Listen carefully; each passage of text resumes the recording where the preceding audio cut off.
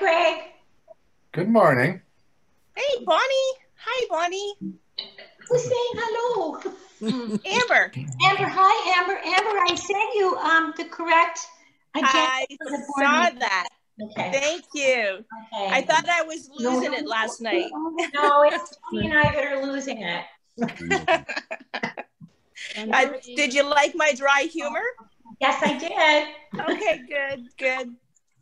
All right, it's hard to explain dry humor in an email.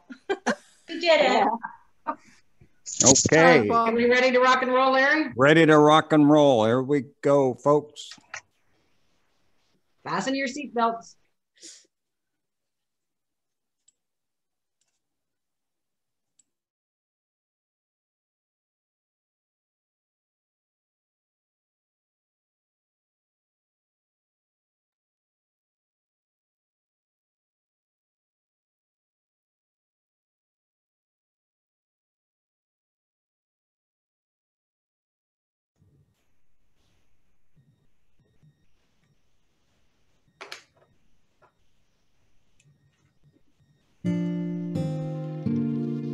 No matter where you come from, no matter where you're going, here's a place where you can take comfort in the knowing that whether if you come to stay a while or just passing through, this door is open to you.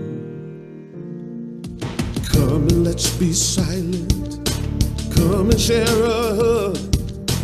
Come, let's pray together. Come, love and be loved. From the blissed out to the turned out, from the pampered to the abused, this door is open to you. Come on in. Come on in. Come on in. Come on in. The God in us recognizes the God in you. The God in you. Whether you're black or white, gay or straight, Christian, Buddhist or Jew, this door is open to you.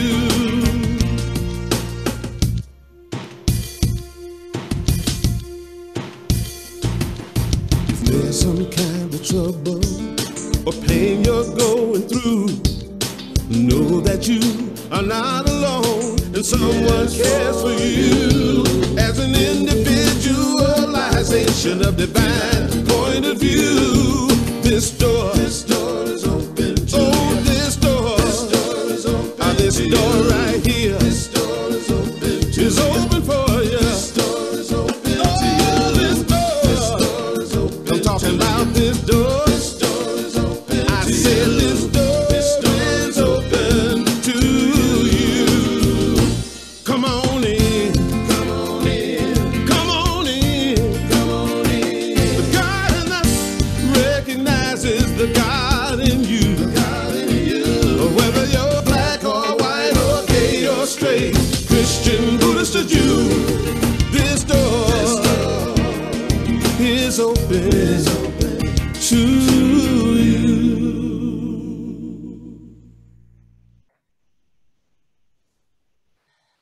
Well, good morning, everyone. Welcome to all you blissed out, as the song said, Unity of London people who are joining us this morning on this Zoom call, all who may watch at a later time, and all who are with us in spirit. We are grateful for your time, zeal, and sharing with us your divine spirit. So if you'd like to become comfortable in your chair, more comfortable, and close your eyes, we'll go into prayer right now. As we come together today, this last Sunday of October, we are grateful for the opportunity to spend this time with our Unity community. We bless everyone attending all spiritual gatherings, knowing that there are many paths to the one God. This month, we hold in prayer Unity of Mississauga and Unity of Barrie. And we also, in this time of prayer, reach out to all of those who may need our loving support right now. And we whisper those names softly into this space.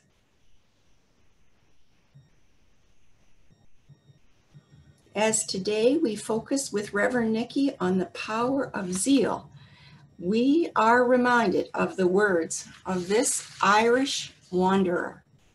Rise and shine. Rub your eyes and smile knowing the day will be good. Let the wind brush your hair and touch your skin softly. Let the sun warm your body and lift the darkness of the night. Let the earth beneath your feet steady your step, and give you strength and ready you for many dances. Listen to the voices singing within you, your own beat.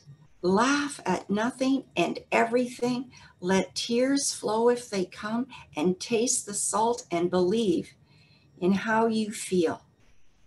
Let yourself trust in love and bring you home. And so for all of that, we are grateful and we say, thank you.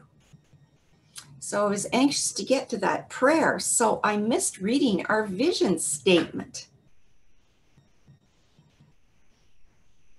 A world powerfully transformed through the growing movement of shared spiritual awakening. So when you consider shared spiritual awakening, what world do you envision?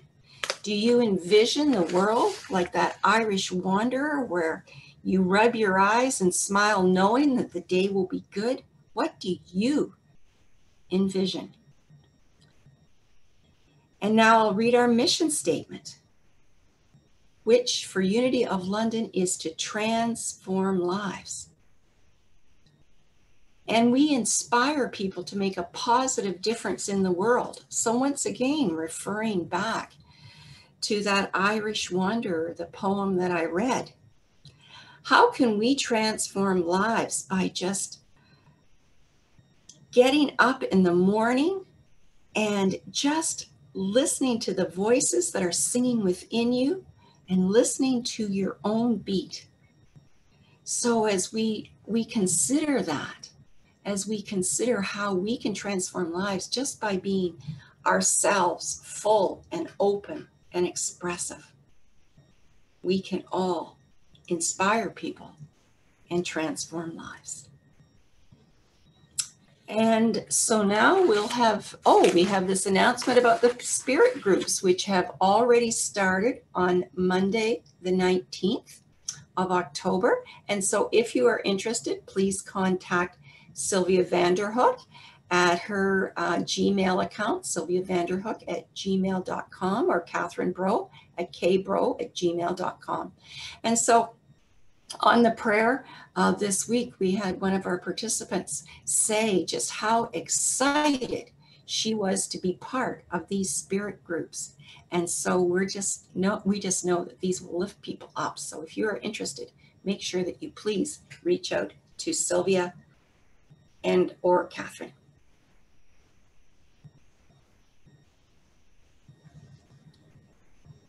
And now a message from our daily word.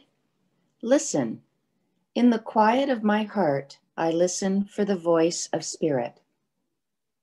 During the course of a busy day, I may hear all kinds of things: conversations, music, sounds from nature, traffic noise, and even my constant self-talk.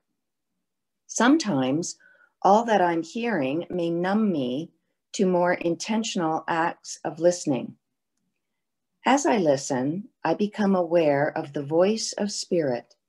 Its comforting, guiding presence feels like a homecoming.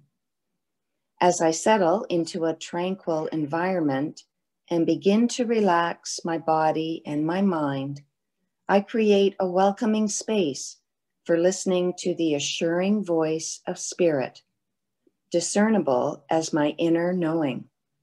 I breathe deeply and I rest in this space.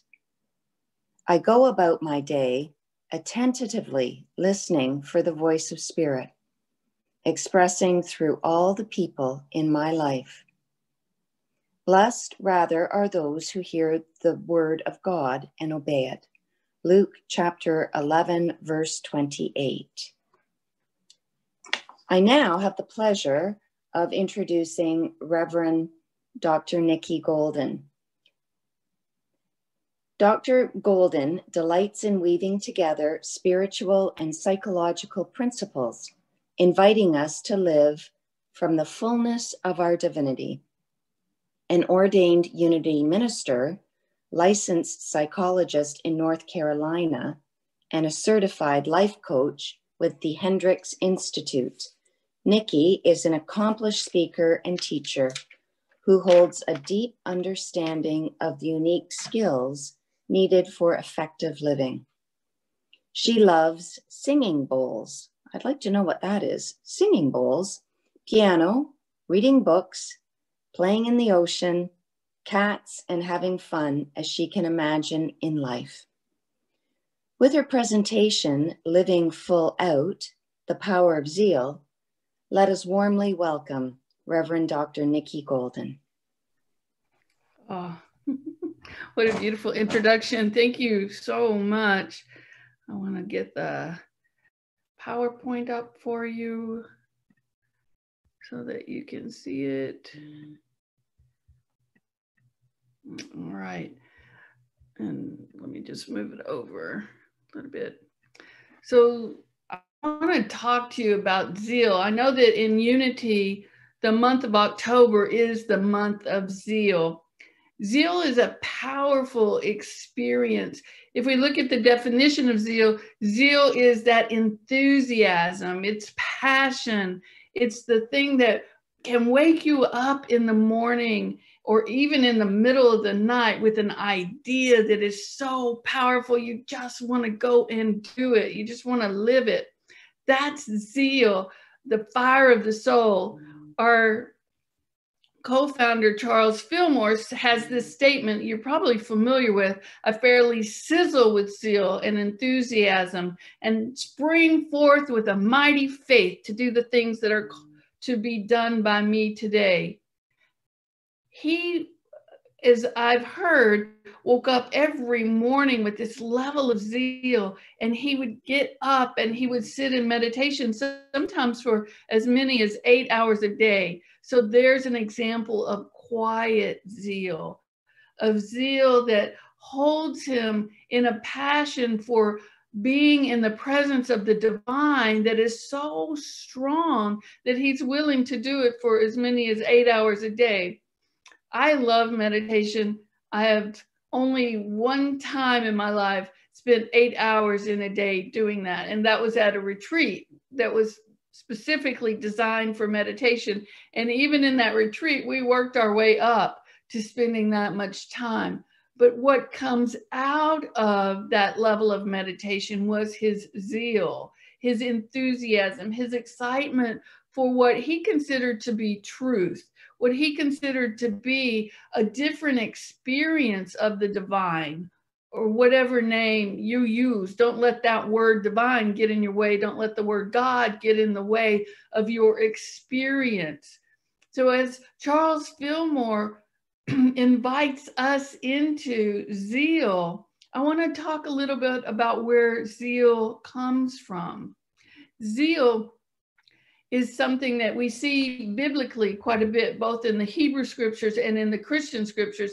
In the Hebrew scriptures, you may remember how when the Ark of the Covenant came into Jerusalem and it was placed into the temple, David danced before the Lord. He danced, and his wife admonished him for dancing. His wife felt like it was irreverent. His wife believed that it was not the place or the time to dance, but David danced full out. And his explanation to her was that he was so excited to have that Ark of the Covenant to come and be in the innermost part of the temple that he had to dance. And that was his way of honoring God, to dance, to be present, to show with his full body, to live full out, so to speak, how he was feeling. And so it's not uncommon when we experience joy that we will share it with our words, we will share it with our bodies. Another example of joy or zeal in the Bible is the story of Barnabas and Paul. Barnabas and Paul were in a church in Antioch, well, a spiritual community. Remember, this is a time in history when there weren't really churches as we know it. Christianity at the time was considered the way. That's what it was being called. And it was the way of the people who had been following the master teacher, Jesus. Jesus had already ascended, and people were trying to keep his message alive, to continue to live as Jesus had lived. And so Paul, after his experience in Damascus, became zealous in a way. He was on fire, that fire of enthusiasm of the soul, to share this message with as many people as he could. And so he and Barnabas would go from community to community. In this particular time that I'm talking about, Barnabas and Paul were in Antioch. They were with the spiritual community. They were talking with the Jewish members. So if you recall, the Jews and the Gentiles did not always get along in Jerusalem or in that area, which now we would know as Asia Minor, or the former Asia Minor.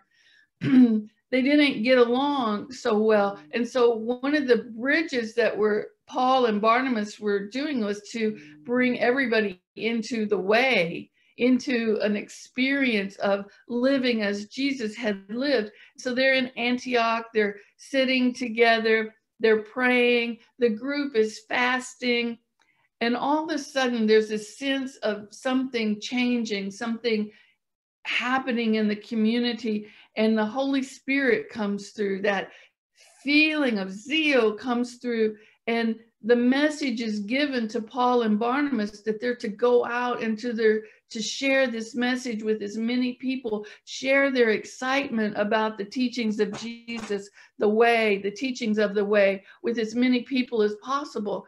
And so the Holy Spirit told the people of Antioch, commission these men. And so the community in Antioch did just that. They laid hands on, and they prayed over, and they continued to fast. And then Paul and Barnabas began a journey where they would go out to different communities and they would share. And they shared from that enthusiasm, the same type of enthusiasm that Charles Fillmore talks about. They would share their excitement about a new way of living.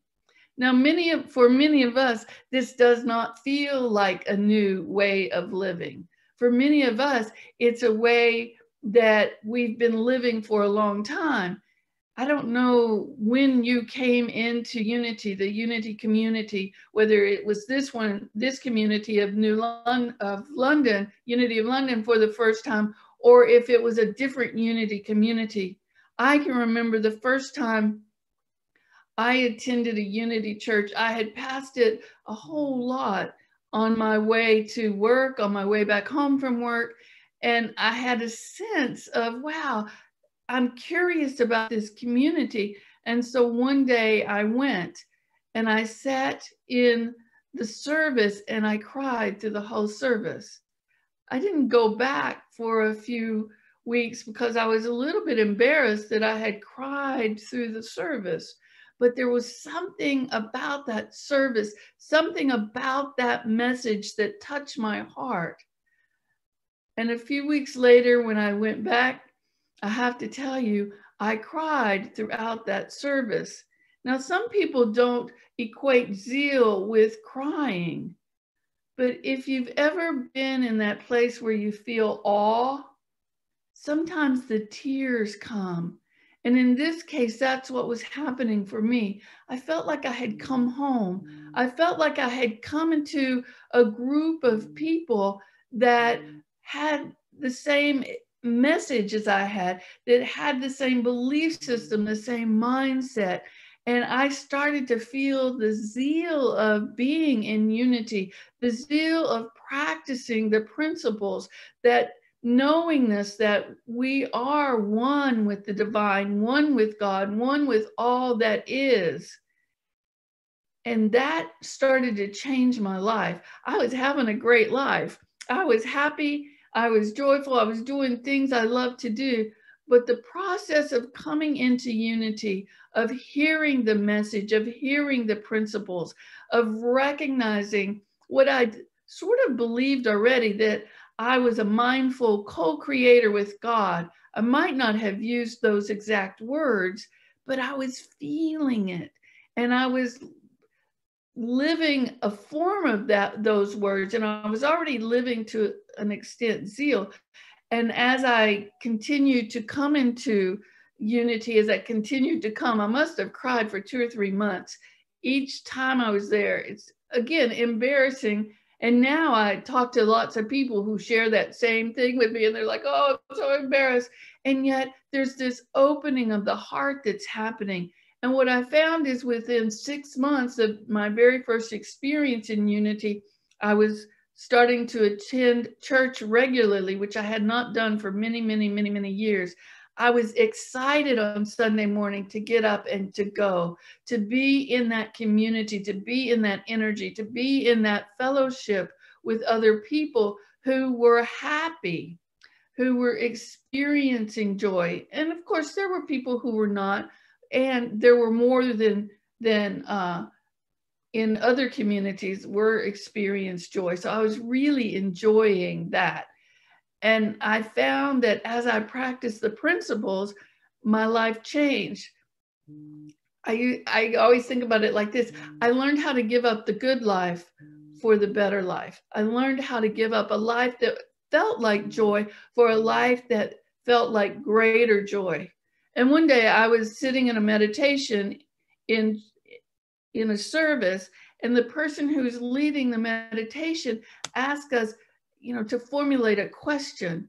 And in meditation, the question that formulated for me was, how can I live in ever expanding waves of joy?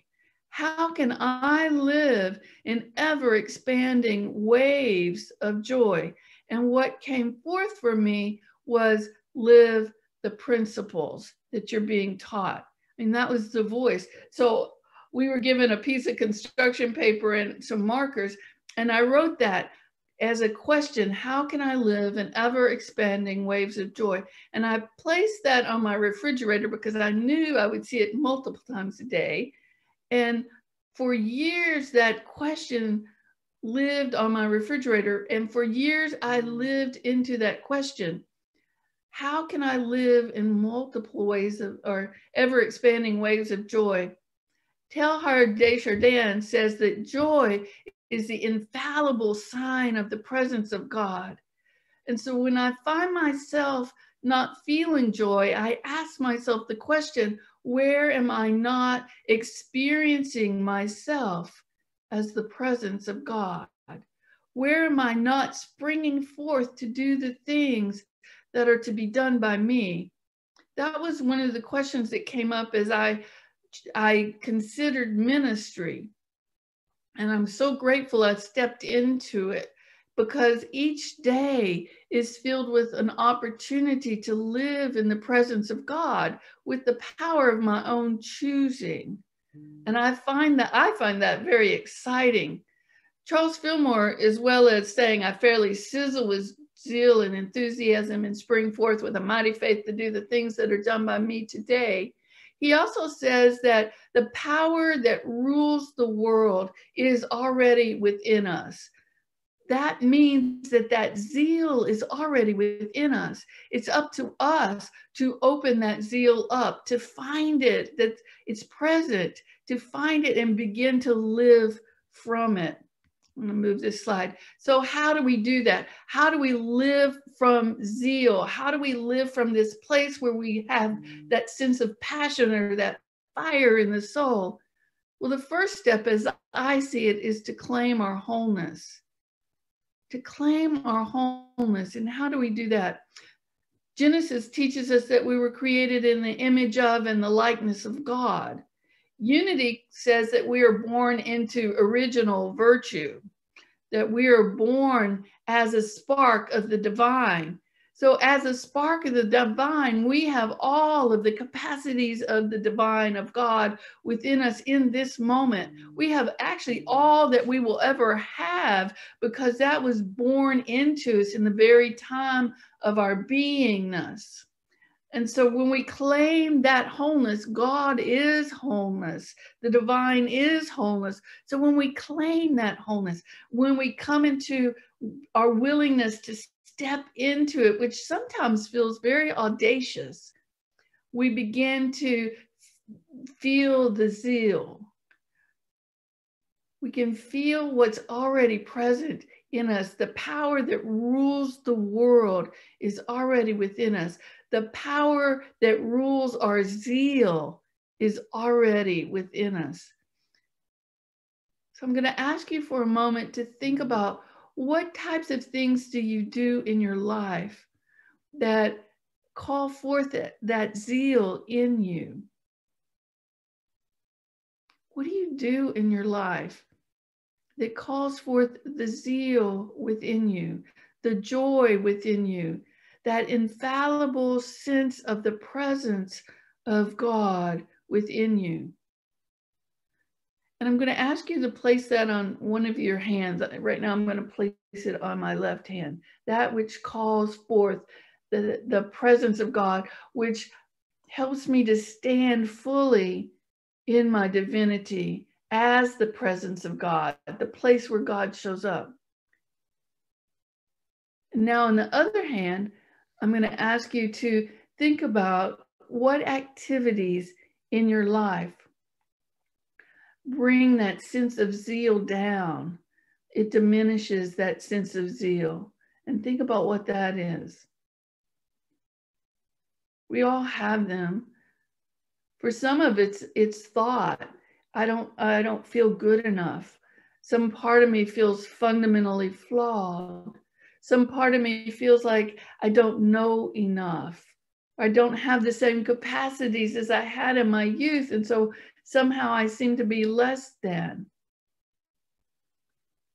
And I want you to take those ideas and I want you to bring the zeal and bring them together. So that's what's happening is you're bringing your zeal, you're bringing your joy, you're bringing the presence of God into those thoughts, those feelings, those activities, allowing the wholeness of the divine within us, that power that rules the world, to embrace, infuse, to interweave with those other thoughts so that they're not separate from. Instead, they're surrounded by. Part of what wholeness does is it includes all. Wholeness includes the allness. Eric Butterworth talks about us as an eachness within the allness. And so those thoughts are a part of our eachness, but we can bring them together with our allness. It sounds simple. We can do it in this moment, but what I have discovered is that I must do it over and over and over. I must capture those thoughts as they're coming into my awareness, in this case, into my hand, and say, is that the current version of me? Is that who I really am? And when I come back to claim my wholeness, I am divine. I am part of the power that rules the world. And we know that that power is a power of love. I can bring my love into the parts of me that don't feel like joy, and the parts of me that in this moment might be hurting. And I might need to do it 10 or 20 times a day. But as I do it, and then if I bring it to my heart center, that center, that invisible center where we give and receive love, where we send out that love, the energy of the universe, the energy that wants nothing but the best for each other, we can send out that love to these thoughts. I want the best for myself. I want the best for my friends. And I can love with joy, love with zeal, even the parts of me that I might have in the past felt like I wanted to get rid of. So when we do this, we generate possibility. We generate the possibility that we can see how these thoughts of I'm not good enough are not real, that somehow we picked them up somewhere. Somehow we picked them up from something somebody else said to us and we grabbed hold of them. But when we bring our love to those thoughts, we begin to shift and change those thoughts. Remember, love metaphysically is a harmonizer. Love metaphysically begins to take these thoughts and bring them into harmony with our wholeness, bring them into harmony with our knowingness of our divinity. And they bring them into harmony with that enthusiasm of life. So when we do that, we can actually generate possibility. Instead of feeling like I'm not good enough, what's another possibility? Well, I'm created in the image and the likeness of God. Therefore, God is love and I am love.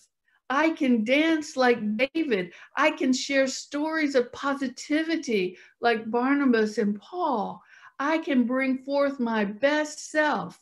I can notice that moment when I want to engage in telling somebody how awful something is. And I can bring love to it. I can bring my wholeness to that possibility and generate a new possibility. I can say, I know that I'm feeling such and such, so I'm telling what's true for me. I'm being genuine, but I also know that in the presence of God, all things are possible. So I'd like to share this thing with you, but I want to together begin to look at the possibilities of positivity, the possibilities of the zeal, of the joy, of the love, of the peace that can come from this experience. And then we can exercise choice. And part of what I'm talking about is as we generate possibility, we can exercise choice.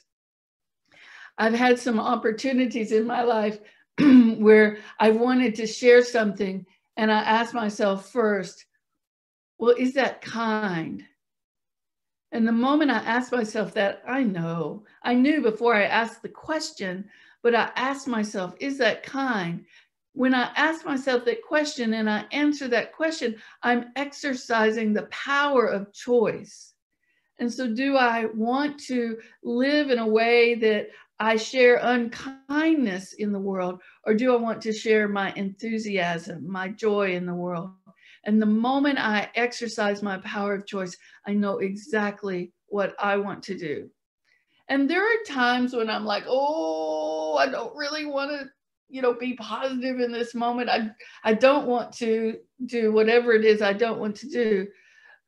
But the moment I can remember my zeal and that it's already within me is the moment that I can exercise choice. We always have this zeal within us. Am I willing to live in a way that allows it to radiate forth from me? That's a question of choice. Am I willing to live in a way that allows zeal to radiate forth from me? Because emotions are a frequency. Zeal is a frequency. And when I think about it, I would much rather radiate zeal than sadness. And that doesn't mean not feel my sadness, allow myself to feel it, but in the feeling of it, the genuineness of it, generate the possibility of something else within it. Take that sadness that's in this hand and bring my love, which is zeal is a part of love, and bring them together. So I'm loving my sadness through my sadness and coming back to that divine nature of zeal that's already a part of me, that The power is already within me because I am part of that power that rules the world. And I'm not talking about power over, I'm talking about power with. I have the power to change my thoughts. I have the power to come into choice. I have the power to release the things within me that are in the way of, that are blocking my zeal. That's a powerful power, and it's already within us. But we must claim our wholeness, generate new possibilities, and exercise the choices. So I have an affirmation for us. I'd like you to say it. I know you're muted, but go ahead and say it out loud if you're interested. I stand in my divinity, recognizing the source of my zeal is within me. I stand in my divinity. I stand in the knowingness that I am one with God. I stand in the knowingness that that spark of the divine is within me. And as I practice zeal, I'm practicing that infallible sign that the presence of God is within me. And I choose to do that. I choose to do it daily. I hope that each of you will choose to do it daily. And I have one more affirmation for us. I am the presence of God wherever I am. Wherever we are, God is. And you may recognize this from the prayer for protection. But wherever I am, God is. Wherever you are, God is. So wherever God is joy. Let's take these thoughts into a time of meditation. Allowing yourself to tune in to the awareness of you, awareness of that divinity, an awareness of your own heart, an awareness of the love that you are. Allowing yourself to move back in time to that place where you were born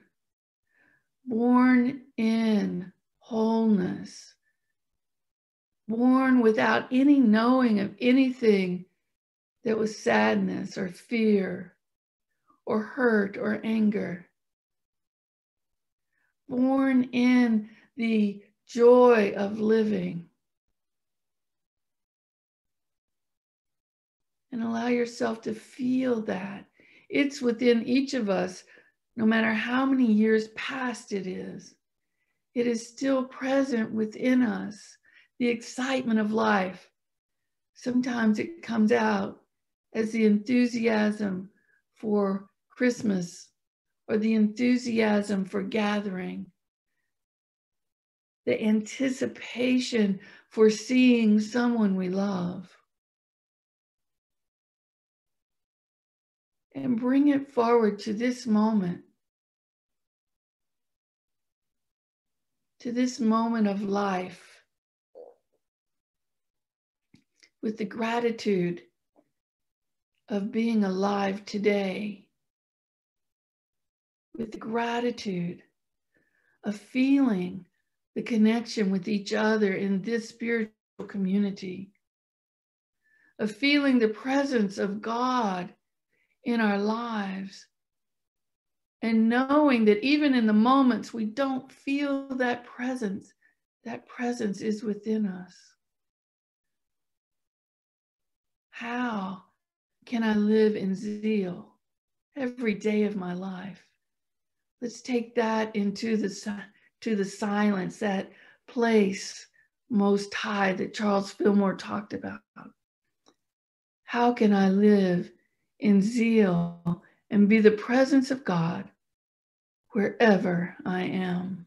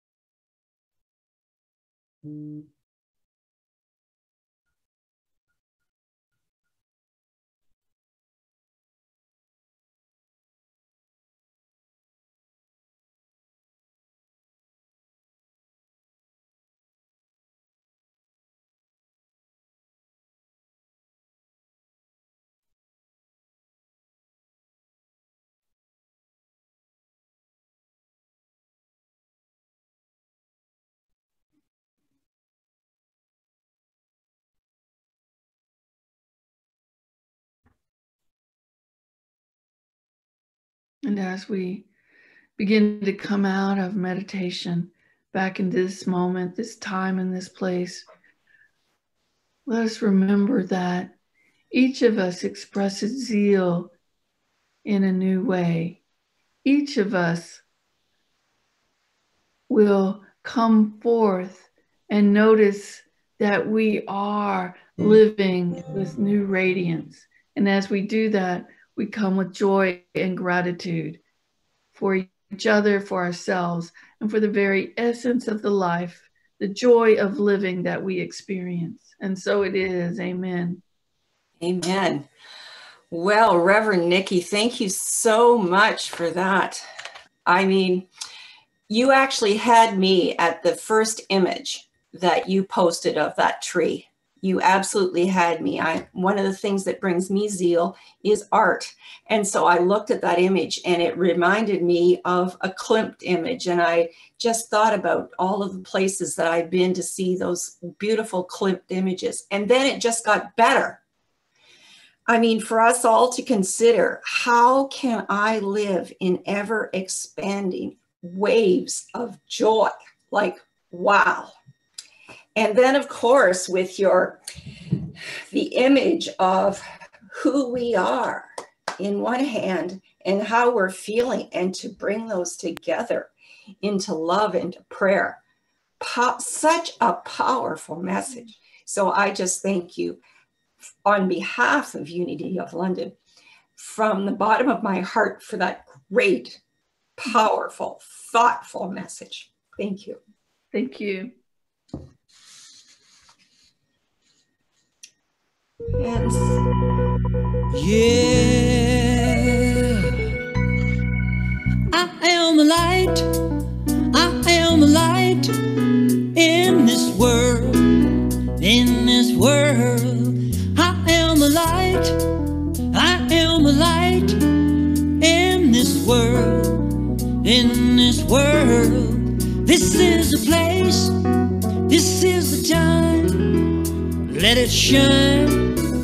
Let it shine. I see the joy. I see the joy in this world. In this world, I see the joy. I see the joy in this world. In this world, this is the place. This is the time. Let it shine. Let it shine. I'm living love every day. I'm living love every day. I'm living love every day. I'm living love every day. I'm living love every day. I'm living love every day. Spreading peace along the way. Spreading peace along the way. Right time, right place.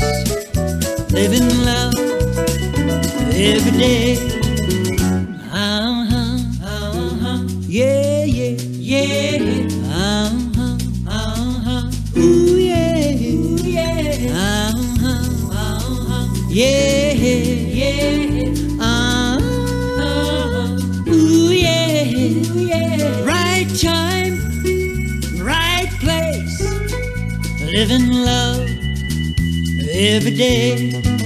I am a light. I am a light. I am a light. I am a light in this world. In this world. In this world. In this world. I am a light. I am a light. I am a light. I am a light in this world. In this world. In this world. In this world. This is the place. This is the place. This is the time. This is the time. Let it shine. Let it shine. Let it shine. Let it shine. This is the place. This is the time. Let it shine. Let it shine. it shine. Let it shine.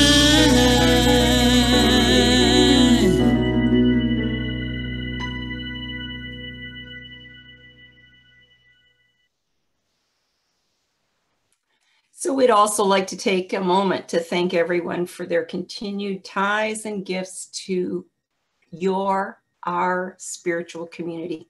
We all continue to be prosperous, and that's the one way that we can let our lives shine is through our prosperity. That is how the flow of prosperity works. As we give, so we shall receive. And so the prayer for protection. So let's really feel this today as we affirm, the light of God surrounds me. The love of God enfolds me. The power of God protects me. The presence of God watches over me wherever I am. God is, and all is well. Yay, God.